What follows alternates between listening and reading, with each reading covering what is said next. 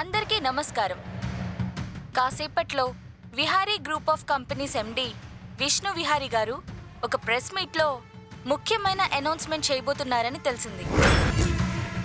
ఈ announcement business గురించి కాదని ఏదో పర్సనల్ లైఫ్ గురించని అందరూ అనుకుంటున్నారు. కాసేపట్లో లైవ్ కవరేజ్ విహారీ గారి ఇంటి నుంచి ప్రత్యేక ప్రసారం అవుతుంది.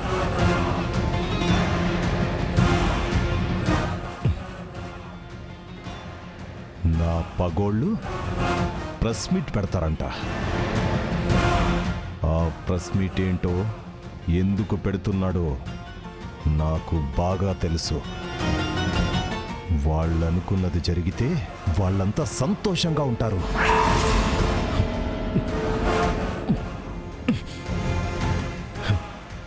వాళ్ళు సంతోషంగా ఉండకూడదు. వాళ్ళ జీవితాల్లో అసలు సంతోషం అనేదే కనపడకూడదు.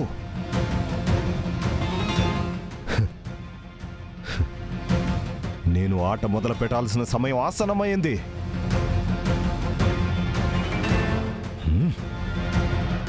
వాళ్ళ ఇల్లు వల్లకాడు చేసి వాళ్ళ జీవితాల్ని జీవోత్సవాలుగా మార్చి వినాశనం వాళ్ళ మీద విలయ తాండవం చేసేలా చేస్తాను. 25 ఏళ్లు పెంచుకున్న పగ ఎంత తీవ్రంగా ఉంటుందో వాళ్ళ చావులు అంత ఘోరంగా ఉండేలా పాచికలు వేసి వాళ్ళ ప్రాణాల్ని హరిస్తాను.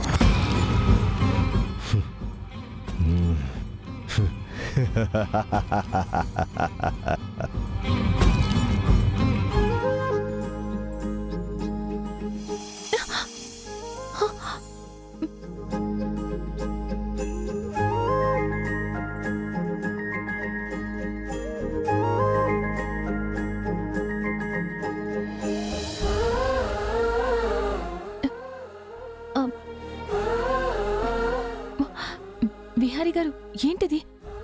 ఎవరన్నా చూస్తారు. చూడండి కనకం, ఏమవుతుంది?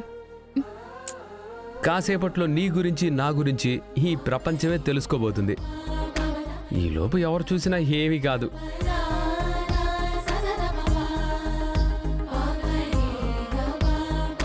కాలం మన బంధానికి ఇన్ని రోజులు అగ్ని పరీక్ష పెట్టి ఈ రోజే మనకి మోక్షం ప్రసాదించింది కనకం.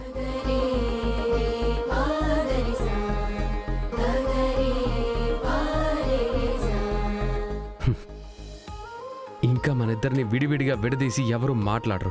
మనిద్దరం కలిసి నడిచినా ఎవరు ఇదేంటి అని ప్రశ్నించరు. నువ్వు నాతో ఎక్కడికొచ్చినా అసలు నువ్వెందుకు ఇలా వచ్చావని నిన్ను నిలదీయరు. నేను విష్ణు విహారీ అయితే నువ్వు వైఫ్ ఆఫ్ విష్ణు విహారీ అవుతావు. అందరూ నిన్ను మిస్సెస్ విష్ణు విహారీ అని పిలుస్తారు. మిస్సెస్ విష్ణు విహారీ అని పిలుస్తారు. మిస్సెస్ విష్ణు విహారీ అని పిలుస్తారు.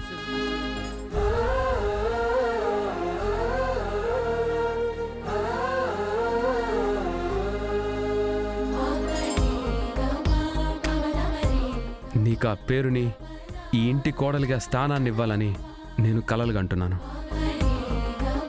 Today my dream is going to become true. ఈరోజు నా కళ నెరవేరబోతుంది. మన కష్టాలు తీరబోతున్నాయి. ఇక నుంచి మనం కలిసి సంతోషాన్ని పంచుకోవాలి. మీ నాన్నగారు నా మీద పెట్టుకున్న నమ్మకాన్ని నేను నిలబెట్టుకోవాలి.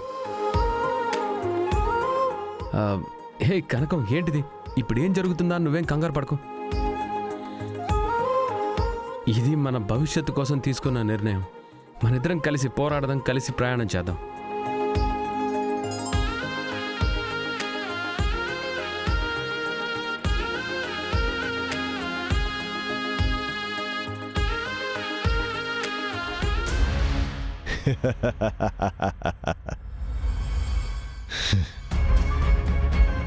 నాకు నా జీవితాన్ని దూరం చేసిన మిమ్మల్ని సంతోషంగా ఎలా ఉంచుతాననుకున్నారు?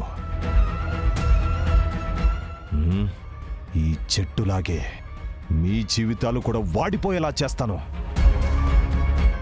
మీరు ఆనందపడుతూ ఉంటే నేను చూస్తూ ఎలా ఊరుకుంటాను? మీ ఆశల్ని చితిమేసి మీ కలల్ని నాశనము చేసి మీ కన్నీళ్లు ఇంకిపోయే వరకు, మీ ఆర్తనాదాలకి నా మనసు ఉప్పొంగిపోయే వరకు మిమ్మల్ని ఏడిపించి ఏడిపించి ఓదార్చేవాళ్ళు లేకుండా చేసి ఈ బతుకు ఎందుకిచ్చావురా దేవుడా అనుకునేలా చేసిన తర్వాత మీ అంతాన్ని మీ రక్తంతోనే నేను రాస్తాను. మీ అందరి చావులకి ముహూర్తం నేను పెడతాను. మీ కుటుంబానికి యమధర్మరాజుని నేనే. ఇక మీ కన్నీళ్లని, మీ కష్టాలని, మీ చావుల్ని ఆ దేవుడు కూడా ఆపలేడు.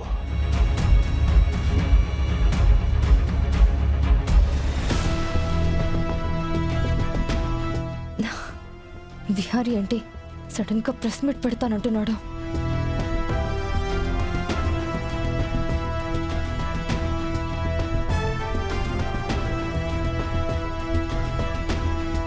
విహారీ, ఏంటతయ్య? ఏం లేదు విహారీ. ప్రెస్ మీట్ లో ఏం చెప్పాలనుకుంటున్నావు? అందరిలో ఆ విషయం చెప్పలేకపోయావేమోనని విడిగా కలిసి నేను అడుగుదామని వచ్చాను. అతయ్య, నేను ఆ విషయం ప్రెస్ మీట్లోనే చెప్పాను. అందరూ అక్కడే వినాలి. నాతో చెప్పకూడదా విహారీ? కొన్ని నిజాలు అందరితో కలిసి తెలుసుకుంటేనే మంచిది.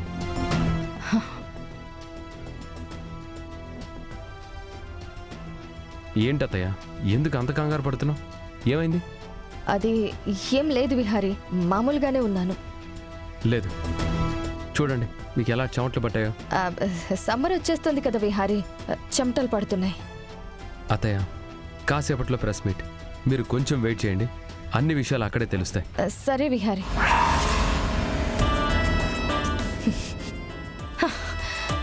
వీడేదో దాస్తున్నాడు. నన్ను అంతలా అబ్జర్వ్ చేస్తున్నాడంటే నా గురించి చెప్పడానికి అనుకుంటే ఈ ప్రెస్ మీట్. సరే, వాడి ఏర్పాట్లలో వాడుంటే నా ఏర్పాట్లలో నేనుంటాను.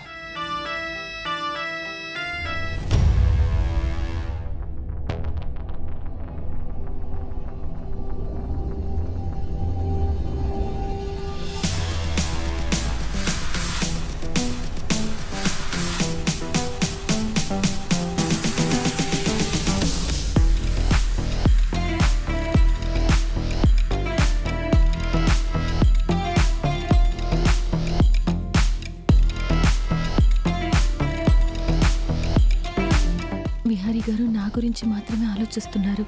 నాకు న్యాయం చేయాలని ఆయన కష్టపడి కలిపిన కుటుంబాన్ని ఆయనే నిజం చెప్పి విచ్ఛిన్నం చేయాలనుకుంటున్నారు.